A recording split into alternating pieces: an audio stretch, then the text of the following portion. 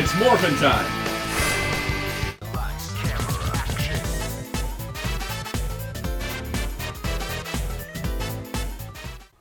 Hello, this is Soundout here, and welcome back to another Sonic the Hedgehog review. Today we're taking a look at a bunch of Sonic the Hedgehog 30th anniversary items, including this Target exclusive 4-inch multi-pack, the Studiopolis Zone playset, as well as a couple new 2.5-inch figures.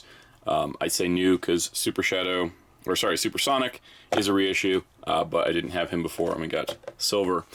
So this is essentially starting Jakks Pacific's rollout of Sonic the Hedgehog 30th anniversary stuff, and I thought it'd be kind of fun just to throw it all together, mostly because I'm finding that I just don't want to do individual videos, especially when chapter times exist on YouTube. So if you want to see a specific part of the video, if you want to just like skip to Studiopolis Zone or the 2.5-inch stuff, there'll be chapter markers in the description, and I think on desktop there's also like a little button that lets you skip chapters.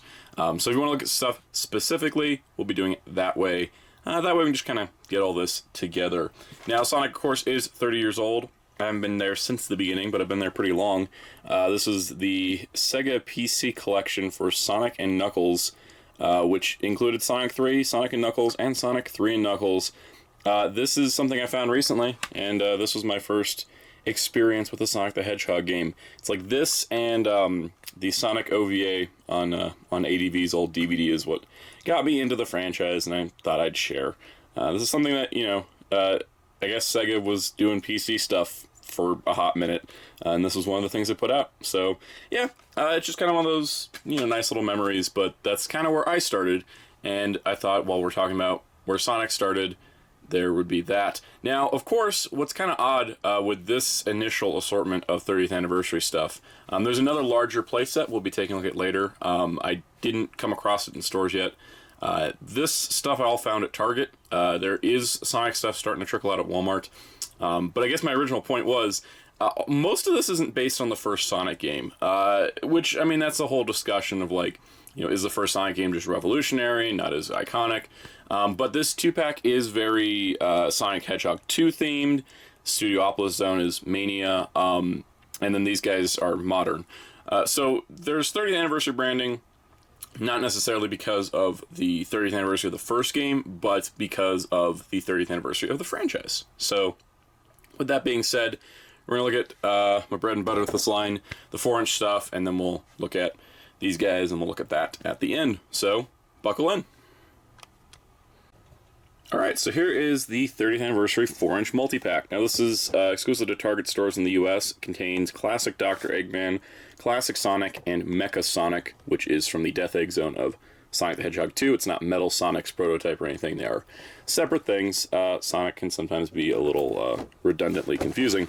But we got a nice box, as you can see here on the side. You got Sonic. You got images all over the box of just previous games. Kind of reminds me of the SEGA logo that preceded the Sonic movie. But on the back here, you see we got 3 figures, special gift set. Now the interesting part about this is that nothing in this set is exclusive to this set. The nice part here is that this is essentially kind of an easier way to get the basic figures from Wave 5. So this is so it does have a cross sell down here. This is the Wave 5. It's a reissue of Mighty with a new accessory. We got Eggman here, who comes with the goalpost. That's kind of something I sort of wanted, but wasn't too concerned about. Mecha Sonic comes with a repack of the Spike Trap. And then there's this kind of creepy-looking Laughing Sonic, which technically is a new figure, but not something I really wanted that much. So me, personally, I saw this at Target, and I was like, I don't need to worry about tracking down single figures. I'll just grab this. And that works for me. So, you know, up to you if you do want the accessories, if you do want Laughing Sonic, you will need to look for the individual figures. No idea when those will be coming out. This did start hitting Targets this month in August, and it retails for $27.99. So let's crack it open and particularly take a look at classic Eggman and Mecha Sonic and see if that classic Sonic is any different than the one we got before. Alright, so here's classic Sonic, and much like I predicted, he is exactly the same as the one we got in Wave 3, I want to say. If you want to see that video, I'll have a link to it in the cards and in the description. But basically, it is the exact same figure. So if you want to know more about this classic Sonic, go check out that video. I did a whole coverage of that there.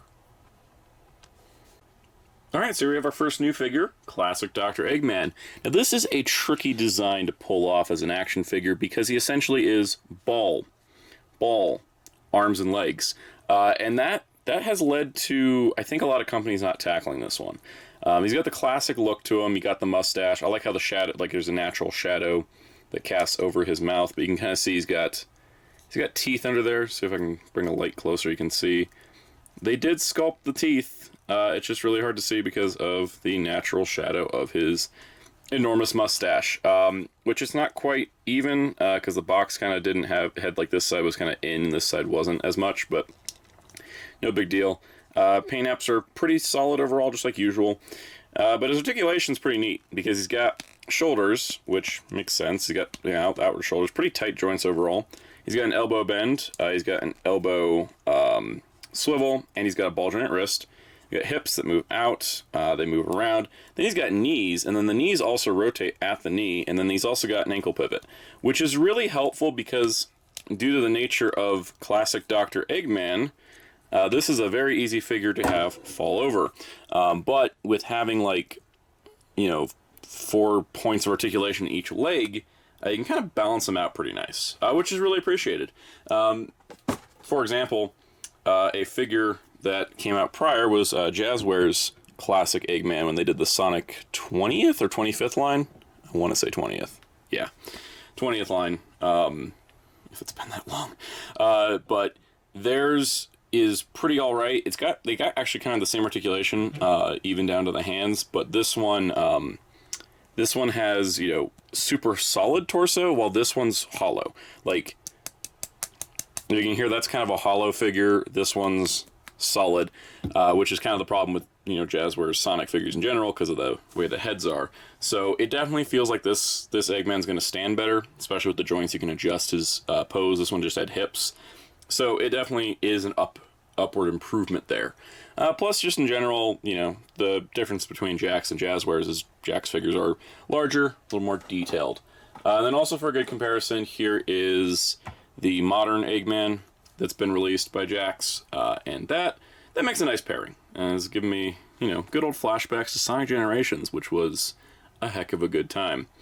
So yeah, overall, I gotta say, the classic Eggman, really nice addition to the lineup. Hopefully more classic figures are coming, especially with the anniversary. Hoping to see Tails and Knuckles and Amy and Metal Sonic. You know, as many as we can get. I'd love, you know, we're still waiting on Ray the Flying Squirrel. I'm going to keep pushing, as that's the next thing I want. But they did throw us a bone with the classic line in the next release. So here we have Mecha Sonic from Sonic 2's Death Egg Zone. This is one of those great figures, much like Metal Sonic, which, again, completely different character.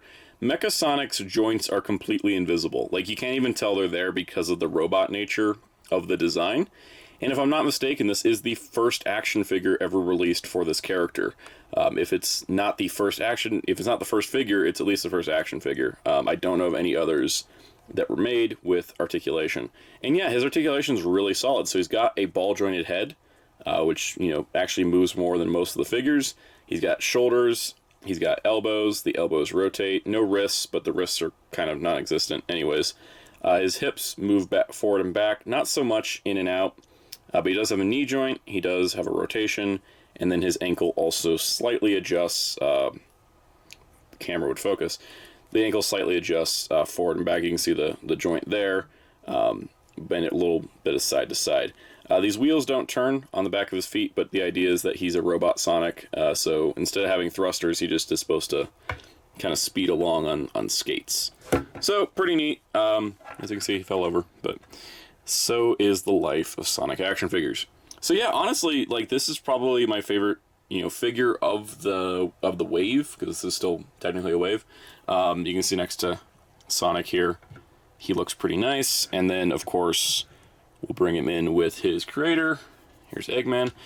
So, honestly, I think the Mecha Sonic was the biggest surprise, because when the listing popped up for him online, everyone kind of thought that there was just a mislabeled Metal Sonic, that they weren't actually going to make Mecha Sonic. So I really appreciate that they actually did, because I want to see more obscure villains, more bad guys that are just like, hey, look, they appeared here once, Because I think that's something that, Sonic has a ton of different character designs, and a bunch of them never get made, because they're always like, Sonic, Tails, Knuckles, Eggman, Shadow, Metal, never really as much throwing out characters like Mecha Sonic, so I'm really glad to see that. And this set's pretty good, so if you're not wanting to go through the hassle of tracking down Eggman and Mecha Sonic separately, and maybe if you don't have the classic Sonic, great set to pick up. If you have classic Sonic, you might want to wait, see if you can get Eggman and Mecha Sonic, since it'd be about $20 to get the two of them singly, if you can find them.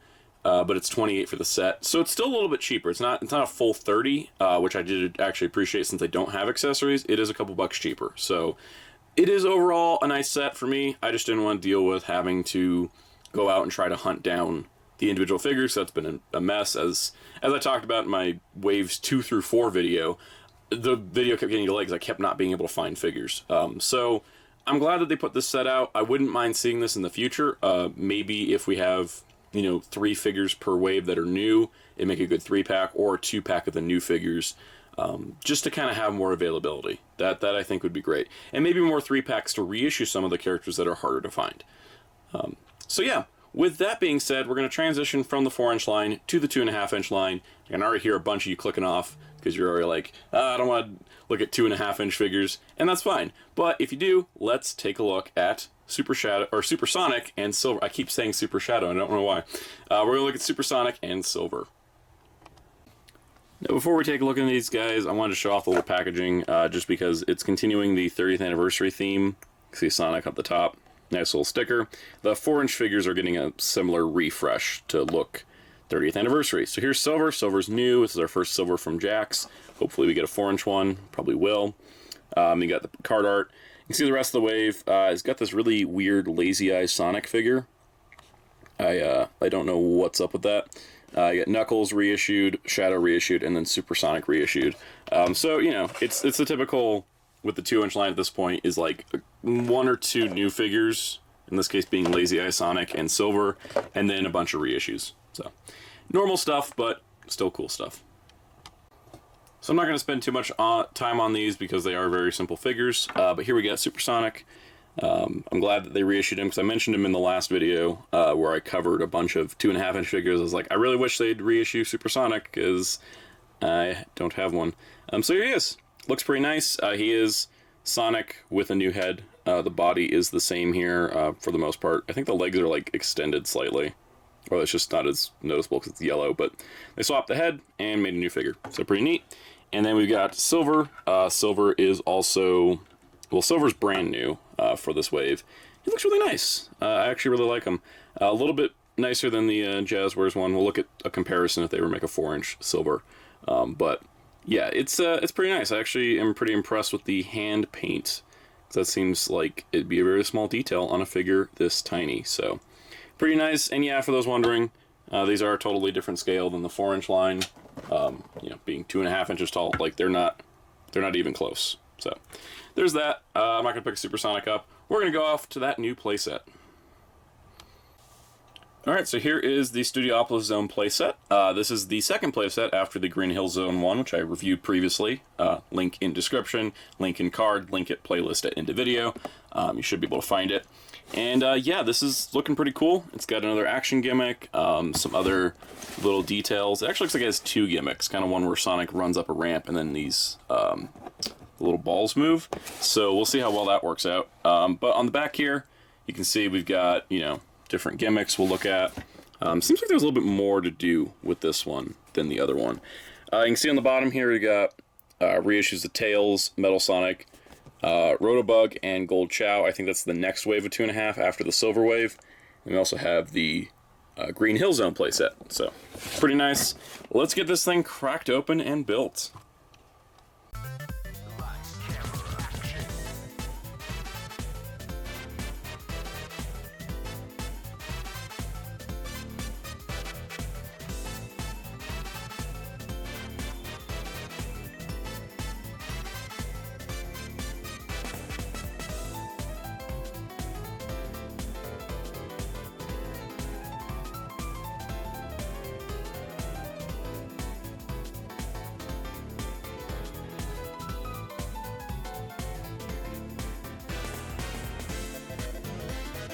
So here's the completed Studiopolis Zone playset. Now, what's interesting to note is that it is for Sonic's 30th anniversary, but it is based on Sonic Mania, one of the new stages in that game. I love Sonic Mania deeply. I just find it interesting our second playset was Studiopolis Zone. And that's also funny because we kind of got a playset of Studiopolis Zone, if you remember, this thing. Yeah, so the 30th anniversary Sonic figure, also reviewed, also somewhere in links and channel and playlist. This guy also has a backdrop based on Studiopolis Zone. So kind of an interesting coincidence, and it's kind of interesting to me that they doubled up on Studiopolis Zone. I guess that was the standout zone of Sonic Mania, at least to the Jakks team. Now, another comparison I want to do here is bring in the Green Hill Zone playset, which I previously mentioned. As you can see, they are about the same size, so you got kind of two different zones, similar sizing. The base plates are the exact same width. So if you were trying to figure out how to display this and you haven't quite, got it yet, but you're working on shelves, hope that helps. Now, me personally, I do like having more playsets for the 2.5-inch figures. In fact, it's the only reason I collect the 2.5-inch figures is for playsets like this. Now, this one is a little bit of a weird one, specifically because while some of the accessories from the 4-inch figures that work with the playsets do match classic Sonic designs, this is the only classic Sonic figure in the 2.5-inch line so far. This is classic Sonic, and he is exactly the same as the single pack, which I reviewed in that other video that has been linked already. And this is a great figure, and I do love the pose on him, but it does make it kind of weird for him running up a ramp, because he doesn't really get into a running pose naturally, so you just kind of put him here, and then just, that's about what you get. So, 50-50 on that. But I do like a lot of the detailing here. Specifically, that city backdrop is really nice. It's got kind of that, Sonic 2-esque chemical plant zone. I forget what those are called, like a Mobius loop kind of thing. And then Sonic here, you can run him up this side. He doesn't really have a handle. In fact, this doesn't, it kind of runs into the rings. It almost feels like it's backwards. But basically, you're supposed to be able to run him up here, but it always seems to hang up right on that ring there. So it's like you're supposed to have the rings here. This is like their official spot. You can remove them. They are separate pieces. Because you see, once you do that, this moves a lot smoother. But if you have a ring placed here, which is, from what I can tell, supposed to be where it goes, it bumps into it. And so I'm trying to like line it up. You have to like line it up just right and just kind of have to push through. So not as fun, I think, as the corkscrew that was on the Green Hill Zone playset, because this just, it doesn't work as well, and then Sonic starts falling all over the place. He's not really posed for this, and yeah, it feels backwards. It feels like this tab should be on this side, and maybe it can be? No, that doesn't work either, because then it's just going to run straight into the ring. So I guess if you want to do it, you can't get it to move like that. So I'm kind of bummed out about this part. I think that this is not the best gimmick. It's mostly because you can't have a ring there. You pull the ring off. Let's get Sonic back on here. Pull the ring off. Yeah, it kind of works. It's just, it's not as smooth. And I don't really know how else to describe it. And also, you can just take your Sonic figure and just run him up the ramp. You don't really need him to like launch as much. So I think that's a bit of a misfire on design. That just the actual like initial gimmick, not as fun. That being said, you got some other stuff down here. Now these are frequent in Studiopolis Zone. Sonic usually bounces between them, which you can kind of do a play feature of, because these are spring-loaded and they do ratchet. They come back to the main position. You also turn them. They do come off the base if you wanted to remove them. They do leave those pegs there, and you can see it's just, something simple, something neat. Kind of looks like a lollipop. Can't get the camera to focus on it, but yeah, they spring in either direction, which is pretty fun. And honestly, this is kind of more of a neat gimmick, because it's very common to the zone. So you got kind of Sonic bouncing between the different areas. And then it also mentions the microphone guy. Now this is the thing. This guy's always kind of annoying in the game when you run into him, and you can swing him back and forth. Because of his position, he's not swinging out here. I guess if you wanted to pop this off and just, you know, kind of pretend he's swinging in the way. But he's just kind of there in front of the computer monitors. But it's a pretty neat gimmick. You can just kind of hit him, and he'll just kind of wobble back and forth. The last thing about the playset that I find kind of odd is this accessory. So we haven't gotten any one of these before. This is a red ring. Now, red rings aren't in Sonic Mania from what I remember, and I played through that game twice. I gotta say that it just seems weird. It's nice to get, because I definitely wanted a red ring, but I feel like this would better fit Green Hill Zone based on Sonic Forces, or Sonic Generations, more so than Sonic Mania, which never used these. So overall, how do I rank this? So I gotta say, I do like that it has more gimmicks than the Green Hill Zone playset, because that really just had the corkscrew and the spring. But I also kind of feel like this is just completely useless because it doesn't work the way it's intended, and it's just a clearance problem. If they actually like lined it up a little bit better on that little ramp piece, it'd be a lot more fun. And I also would have liked to see a classic Sonic that was in a running pose. The Green Hill Zone playset had a Sonic that had a believable running pose. This one, not so much. I'm still not disappointed I got it, but it's not as... in ways it's not as fun, but in other ways it kind of is more fun, and that's in the functionality. So like if we bring other figures in, like just say Silver's hanging out, there's more room for figures because of the open space. There's not as much room on the Green Hill Zone playset to just kind of put stuff around. If you want to like add accessories, I mean, heck, let's just throw Mecha Sonic in here, show it sized with 4-inch figures. There's a little bit more room to work with. There's a bunch of extra pegs, and, you know, that's kind of neat. But functionality-wise, I think this is the most fun part of it, is here. Knocking that back and forth is neat. But, yeah, this whole ramp doesn't really work. And I don't know if that's just, like, mine was mismolded or something. It just doesn't seem to have enough clearance. It just gets hung up right there on the second ring, which that's the whole point, is the rings. So... do I recommend it? Well, if you want a Studiopolis Zone playset, I can recommend it for that. It does retail for $29.99. So I don't know. I kind of like the Green Hill Zone playset more, and I'm not just saying that because Jakks sent it to me. I'm saying that because it's a little bit more fun with the rotation gimmick. Like the actual having Sonic go through the rings works better there than it does here. But I do like the whole vibe. I hope we get more playsets. I hope this one, you know, does well like Green Hill Zone clearly did. Because I would like to see more playsets, and there's definitely more playset options because the Death Egg robot exists, and we're not going to look at that in this video because I want to get my hands on that. I don't have it yet. Once I do, we're going to take a deep dive into that because that might be the most amazing thing, but I have to get hands on that first before I declare that. So currently, of the two playsets, I guess I'm just going to bring Green Hill Zone in. I kind of like how these...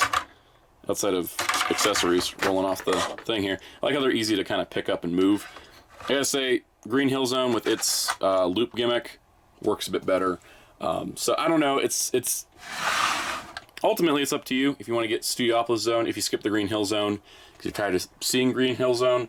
It definitely has a different look. But overall, yeah, it's a mild recommendation if you're collecting 2.5-inch line stuff and you want more playsets. But if you're kind of, you know, not sure, it might be worth the pass.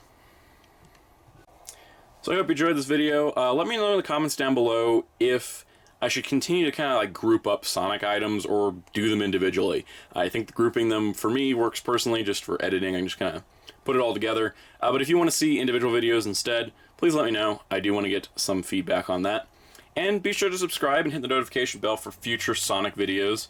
Like I said, I do want to get the Death Egg Robot playset, which we're currently trying to see if it'll pop up in a store, but I might need to order it soon. But that video might be coming in the next couple weeks. But for now, this is what I got, and I hope you enjoyed it. So if you did, be sure to subscribe, hit the like button, do all that fun stuff. Share it around to your friends, because I can always use more engagement on this channel. I really appreciate it. And also be sure to check out Hero Club at hero-club.com and my awesome graphic designer on Twitter at darkclaw643. Until next time, this is Soundout saying goodbye.